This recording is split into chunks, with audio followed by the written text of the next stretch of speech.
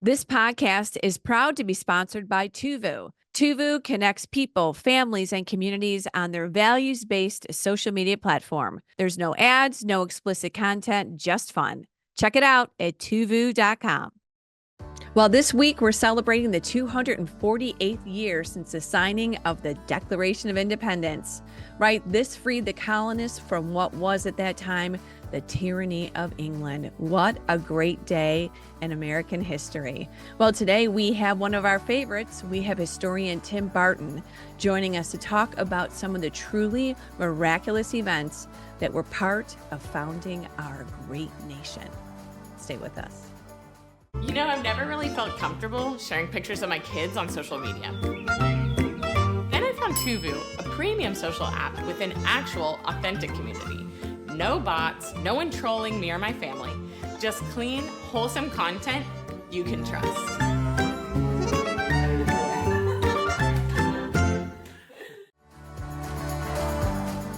Welcome to the Moms for America podcast.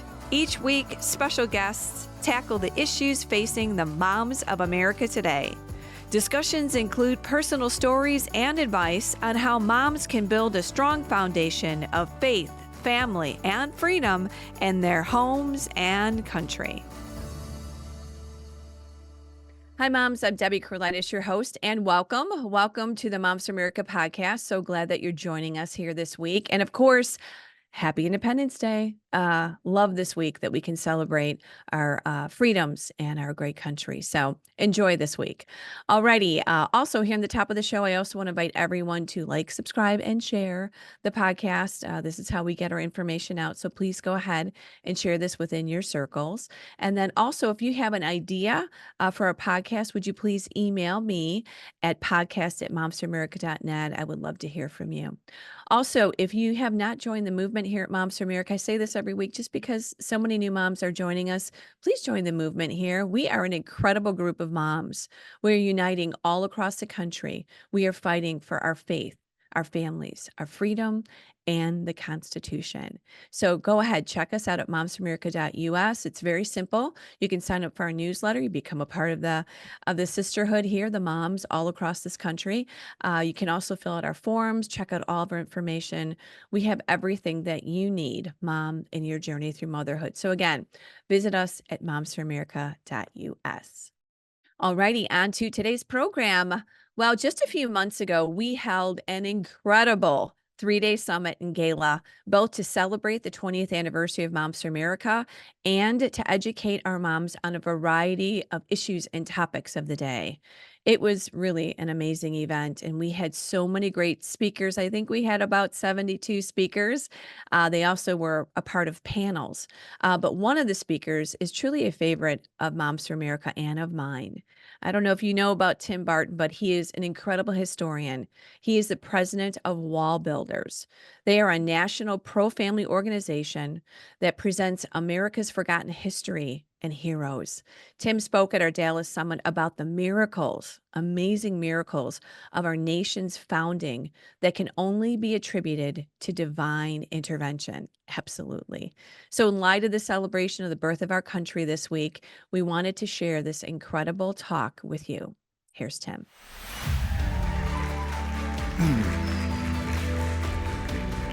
Good morning. It is my pleasure to be with you. I want to take you on a journey through American history for a little bit this morning. I want to encourage and challenge you. And I'm going to start, if we can get my image up on the screen behind me, I'm going to start with a letter from John Adams in 1813. John Adams wrote Thomas Jefferson. They'd finally become friends again. They had gone through a journey in their life. They were friends. They weren't friends. Now they're friends again. At the end of their life, they begin a series of letters back and forth. They're two grumpy old men just writing letters to each other. But in this one letter, 1813, John Adams says to Jefferson, remember all those years, like decades ago? Remember when we were kids and we were together at the beginning of the cause of liberty, and we were so divided as a group on sentiments, but we found common ground. And as he reflects on the common ground they found, one of the things he says is the general principles upon which the fathers achieved independence were the general principles of Christianity. Now, what's remarkable about this is John Adams is recollecting what brought us all together. It was the principles of Christianity that brought them all together. And for John Adams to make this statement, for most people in modern culture, that seems like an anathema, right? The idea that Christianity was what brought the founding fathers together, or those principles from the Bible. But if you actually study history, you realize how much history affirms this thought. For example, if you look at the Declaration of Independence, in the Declaration, as we're listing all of the reasons that we should separate from Great Britain, we should become our own nation, in all of these ideas, there was a historian back in the 1940s. Her name was Alice Baldwin. She was a professor at Duke University. She wrote a book called The New England Clergy in the American Revolution. And in this book, she went through and identified that every single major issue in the Declaration had actually been preached from American pulpits prior to 1763, more than a dozen years before we even get to the Declaration of Independence. Pastors were actually talking about all of these major issues. But what her conclusion was, is when the founding fathers come together and they begin discussing the ideas of freedom, the ideas that birth America, it actually wasn't their ideas at all. It was what they had learned from their pastors.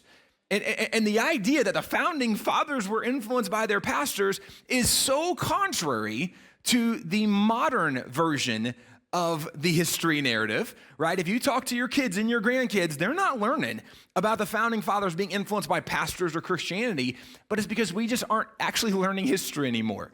If you go back, do you know the very first time the founding fathers got together was September 6, 1774. There was a painting done to depict the first time they got together. This was the painting done depicting their very first meeting. If you actually go back, you can go to the records of Congress. The very first meeting, when Congress started the very first time, the opening motion was that I think we should start with prayer. And they finally agreed. They asked the man in the middle behind the pulpit, the Reverend Jacob Duché. He came and led them in prayer. And the records of Congress show that the prayer, the opening prayer, lasted for 2 hours. I don't know how spiritual you feel this morning, right? But you understand, if you showed up at church one morning, like you know you're going to be spiritual, and we're like, hey, 2-hour prayer meeting, that would wreck everybody's day, right? Like, I mean, I love Jesus a lot, but you got to get in the mental headspace for a 2-hour prayer meeting, right? The interesting thing about this is in the records of Congress, and actually even from letters of the guys who were there, they talked about in the midst of the prayer, somebody came up with the idea, hey, maybe we should open the Bible. We should read some of the Bible as well. And they went to what was called the Book of Common Prayer. It was written back in the 1600s, and it outlined different chapters that you would read every day. It was kind of like a Bible reading plan, that on this day it's 4 chapters, this day it's these 4 chapters, and you go through the whole Bible in a year. Well, that day, they opened the Book of Common Prayer, they began reading these chapters, and John Adams wrote Abigail. And he said, one of the chapters we read this morning was accidentally extremely applicable to our situation. Meaning, right, that they weren't looking for the verse most relevant for them in their emotional state. They're just reading the Bible, and he's like, God spoke straight to us out of this. Now, a little context.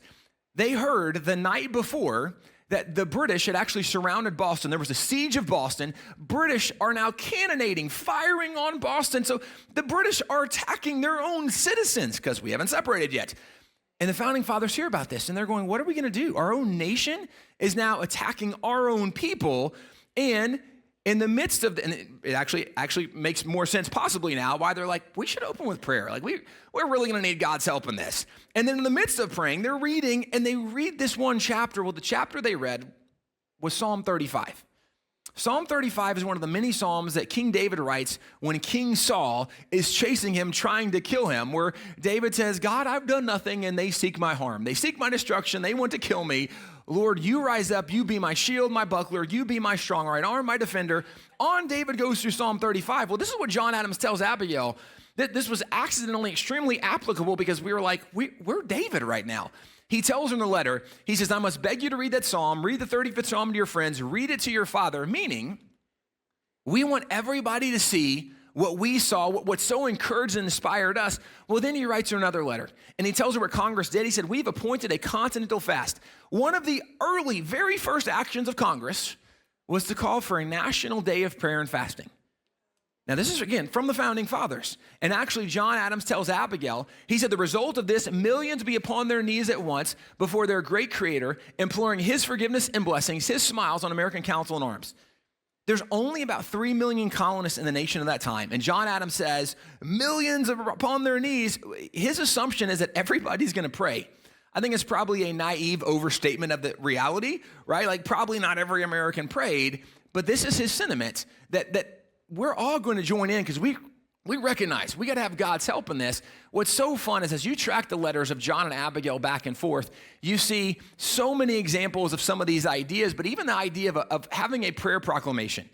By 1815, there were more than 1,400 official government prayer proclamations done by governors, done by presidents, done by Congress. And this is one of the single things I like to point to the most. Whenever someone says, yeah, but the Founding Fathers, they weren't really religious, or we had a separation of church and state, or whatever the argument is of secularization in America, I would point back to this and I would just ask, if the Founding Fathers weren't religious, or maybe people argue they were atheists, agnostics, deists, okay, then why did they pray all the time? Because you understand, atheists don't believe in God. Agnostics aren't sure God exists, and deists don't think that God gets involved in the affairs of men.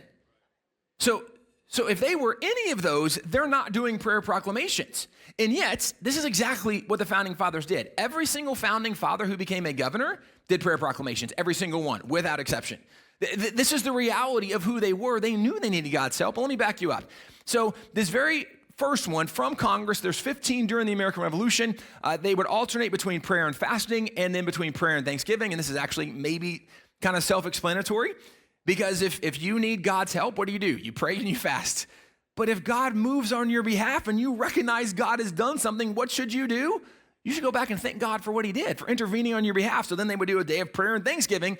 This is what happened to the revolution. The very first call to prayer was for prayer and fasting. And this is where tracking some of the letters between John and Abigail Adams becomes really fascinating because it gives such a solid explanation of what they saw in the movement of we prayed and look at what God did. And then this happened and God's moving. So for example, there's a letter from John to Abigail where he tells her, and this is right after this first prayer proclamation, he said, it's amazing what's happened. He said, and he goes through the list of several things. He says that this colonel was able to defend this fort, and this man was able to hold the British off on this skirmish. And then he gets into the fact that he said, we've just destroyed a 20-gun British man of warship and a 64-gun British man of warship. Now, those are British naval vessels. Remember, Great Britain's the number one military power in the world at the time. Specifically, they have the number one Navy in the world, which makes them the number one military force at the time because the Navy is where so much work was done. We, as a brand new nation, don't have a Navy. Okay? So this is remarkable. He says, we've just destroyed these 2 British naval war vessels that had 20 cannons and 64 cannons. And then if you start to break it down, it's interesting that of the Founding Fathers, there were many of them who were businessmen. And as businessmen, they did have ships they would use in their business, but they weren't war vessels. So what they would do is they would take whatever ships they had, they would take whatever cannons they could find, they would put the cannons on their ships, and they would try to use them to fight back. If you ever go to Washington, D.C., the Smithsonian Museum of American History, up on the 3rd floor, has one of the very first ships of the American Navy. It's called the Gunboat Philadelphia. This is where it all started. Okay? Now, why does this matter? First of all, that looks kind of like a rowboat, right? And I'm not sure how intimidating a rowboat is with a couple cannons sticking out of it. John Adams says we just destroyed a 20-gun British man of warship and a 64-gun British man of warship. So naval vessels with 20 cannons and 64 cannons, and we had ships with 3, 4, and 5 cannons, and we're winning. Like, he's like, this is crazy. Well, right, this is what they recognized. They begin to see things that did not make sense to them, and this is where they knew God must be working in our behalf. Now, to go a little further in this, John Adams, shortly after, writes Abigail another letter. He says, I was in a tavern eating dinner tonight, and there were men at a table eating dinner behind me, and they were discussing some of these unlikely things we've seen, and they were asking the question, how could we explain all of these unlikely things? He says, their conclusion was, I think, probably the best, most profound answer I've heard on this, And this is what he wrote Abigail. This was a conclusion the men had come to. He said, "It appears to me the eternal Son of God is operating powerfully against the British nation." How do you explain rowboats defeating naval war vessels? Jesus. Right? Like, this is their conclusion. But let me point out, this is not the conclusion of people who were trying to secularize the nation. This was not the conclusion of people saying we need a separation of church and state. No, this were people who understood without God's help, we would never succeed. And that's why they knew where to give credit when they begin to see these unlikely things happen, okay? This letter was in 1777. Now, 1777, this is early in the Revolution, and really, we really haven't won hardly anything yet. You do have the Battle of Saratoga that we win in 1777, but I mean, really, they've won virtually nothing to the point when he's writing this letter, and yet they're already seeing God move. How? Let me walk you back. I want to walk you through a few stories where if we just knew history, it would be so obvious that God was moving on behalf of the birth of this nation. If you go to the Battle of Long Island as an example, also known as the Battle of Brooklyn Heights, this is less than 2 months after we do the Declaration. Washington had 16,000 troops that were part of the Continental Army, and he doesn't know where the British are going to show up. He knows they're on the way. They're on all these ships, so he divides his army. 9,000 in one location, 7,000 in another location. When the British show up in New York, they have more than 30,000 troops they unload from the ships. And as all of these British troops are there, Washington isn't the location where they were. Washington had 9,000 men, and Washington is part of these 9,000 men. Well, the British troops push Washington's men back. They go to the edge of the river. They get stuck at the edge of the river. And when they get to the edge of the river, they have nowhere to go. And kind of old historic context, the river was a mile wide at that point. But at this point in American history, almost nobody knows how to swim, right? So you come up to water and you're just stuck, okay? This is their reality.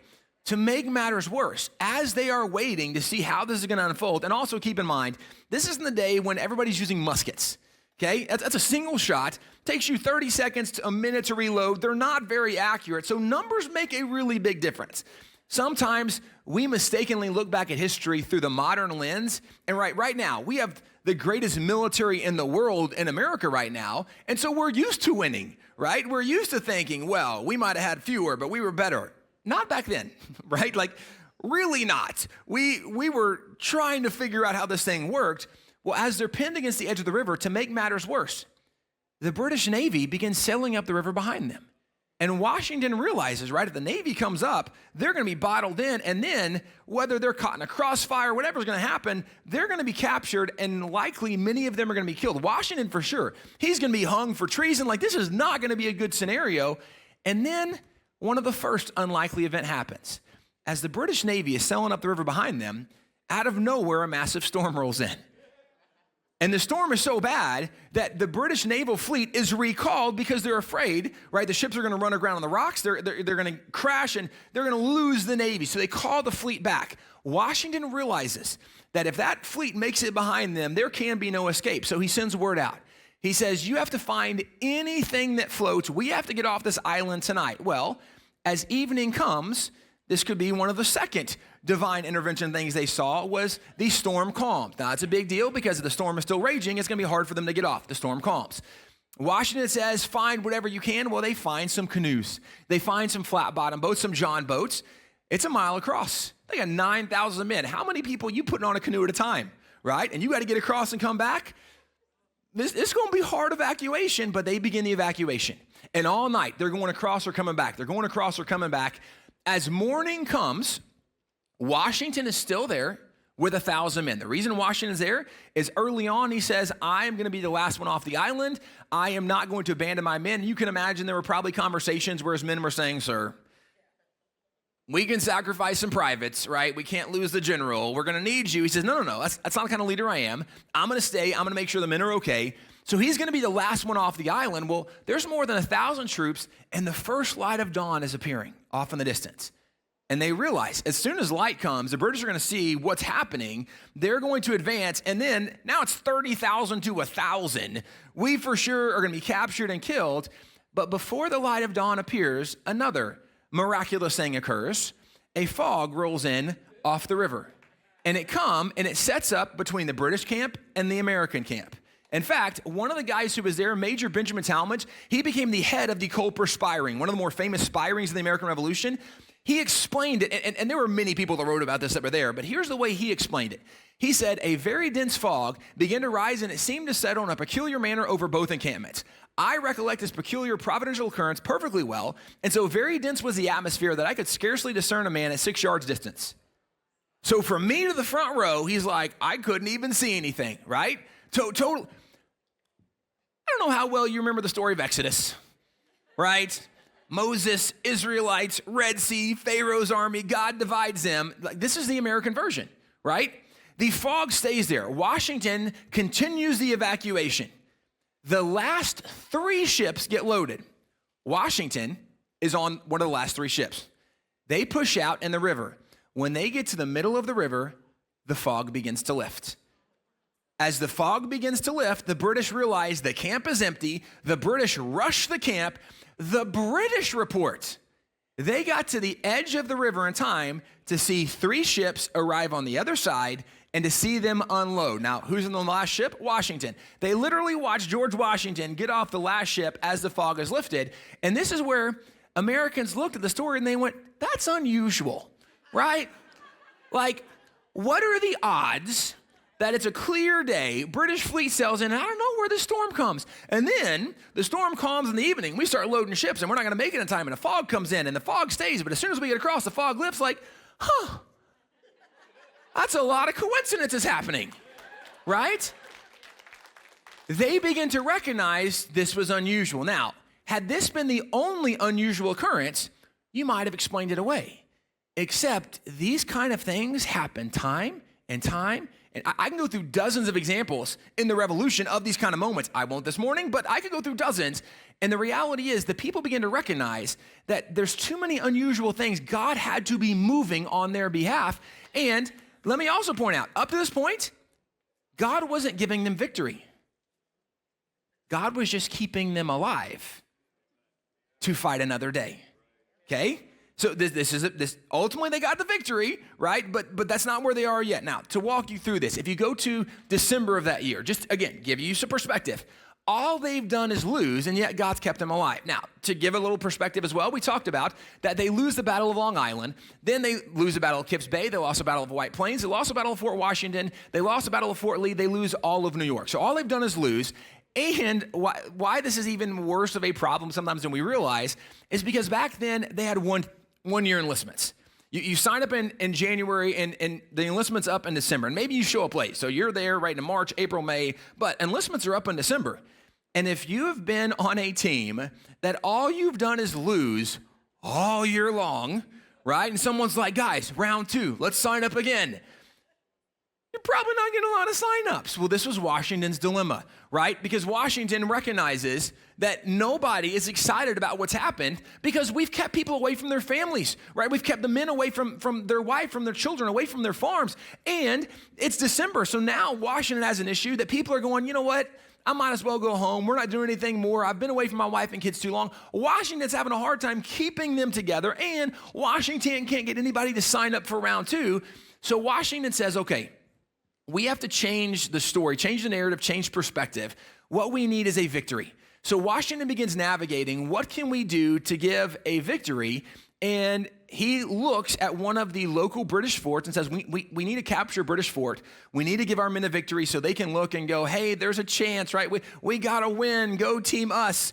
And Washington says, okay, then our strategy, comes with this plan. He says, our strategy is on Christmas night, right? This is when they're going to cross the Delaware, go on Fort Trenton. But he says, on Christmas night, we're going to march on Trenton. Now, that would be a major challenge for a lot of Americans to think about on Christmas night doing this, but it's worth noting historically. Christmas night back then is not like it is now. Because in early America, there was not a single colony that celebrated Christmas, and Christmas was actually illegal in almost every colony up until about the Civil War is when Christmas became legal and became a normal holiday or a normalized holiday in America. Why?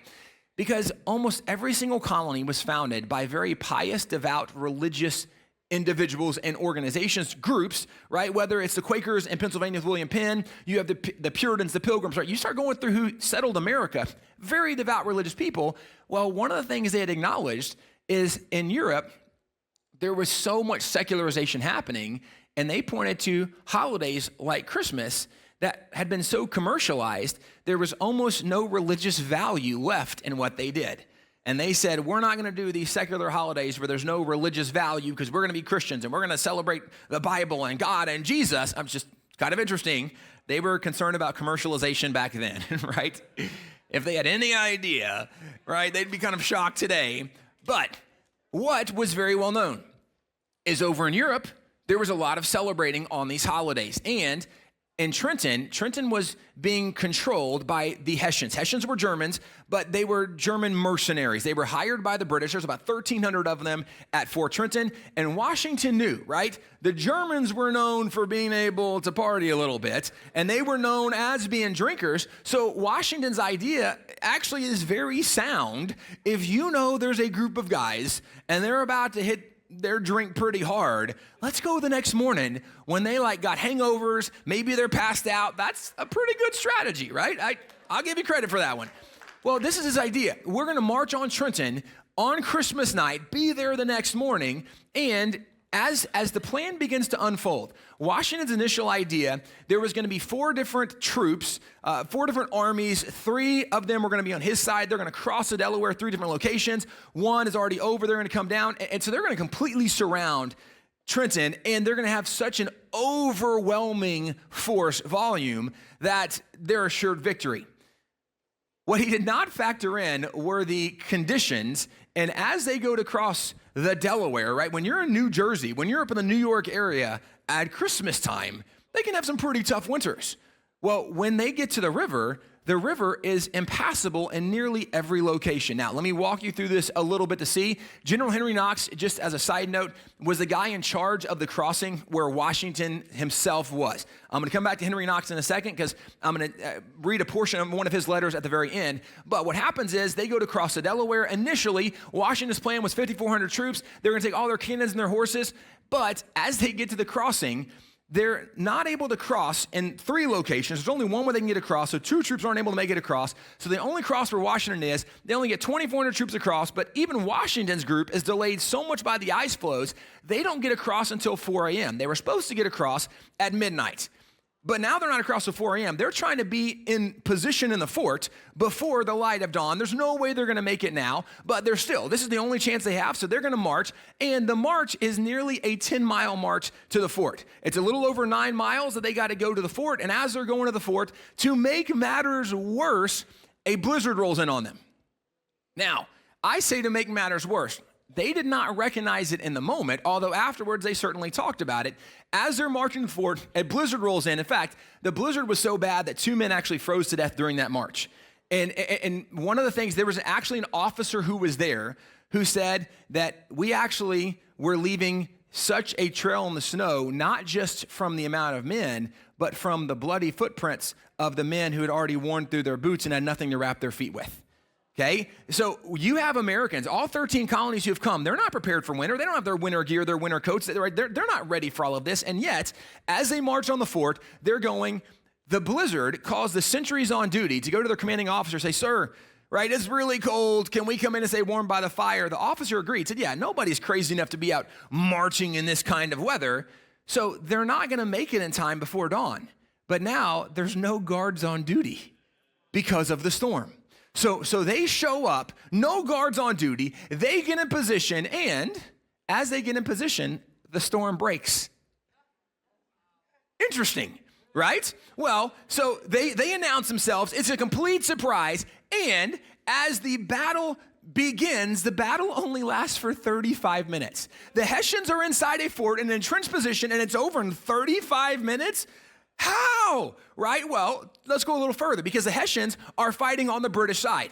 Well, if you look at what happened to the Hessians, in the midst of this 35-minute battle, there were approximately 20 killed, about 100 wounded, and about 1,000 that were captured. On the American side, there were 3 wounded. Period. That's all. And this, again, is where people begin to look and go, that's odd, right? Like, what are the chances that we don't make it in time, and then we're marching, and the storm blows in, but the storm causes the guards to go in, and the storm's there, we get there, and the storm calms, and then we announce ourselves, and we have this overwhelming victory. Like, this is just unusual. Well, what also makes it unusual is of the 3 people that were wounded, one of the stories that became pretty well known is that as they were marching, there was a small detachment that went out ahead of Washington's army. They were going to kind of guard a road that was going out of a small town, make sure nobody escaped. They walked by a small house, and a dog began barking, and a man came to the door. The man had a musket. Hey, what are you guys doing? And the soldier said, sir, we mean you no harm. Stay inside. We're the American Army. We're marching on Trenton. He says, whoa, I'm Team American Army. If you're marching on Trenton, he says, I want to come. His name was Dr. John Riker. He says, I'm a doctor, and some poor fellow may need my assistance. So he joins them, medical kit, comes with them, this small detachment. When they get back with Washington's army, as the battle ensues, opening volley. This guy, young officer, talks to the doctor, tells the doctor he can come. Doctor's beside him. Young guy gets shot in the shoulder. Bullet bounces in and nicks an artery. This is a fatal wound. This guy could die, except the doctor's right beside him.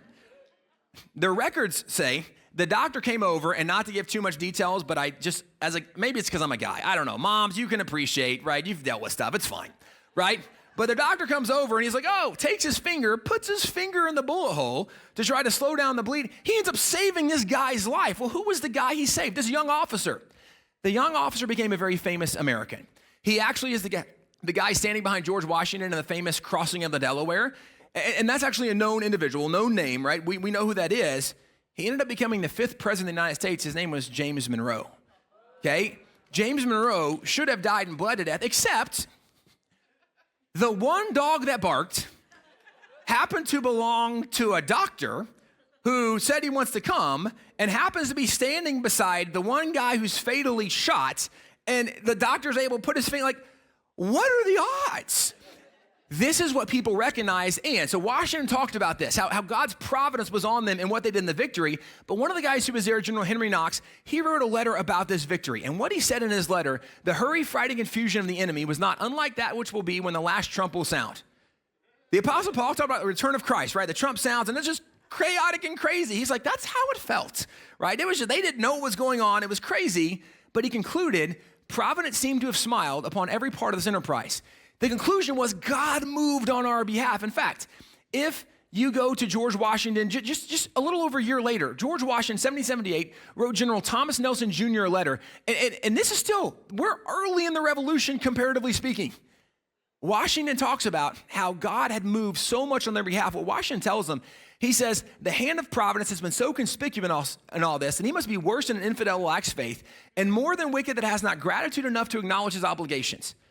What does it mean? God's hand has been so obvious. If people look and can't see that God's been moving on our behalf, they have to be worse than a non-believer, or they have to be wicked.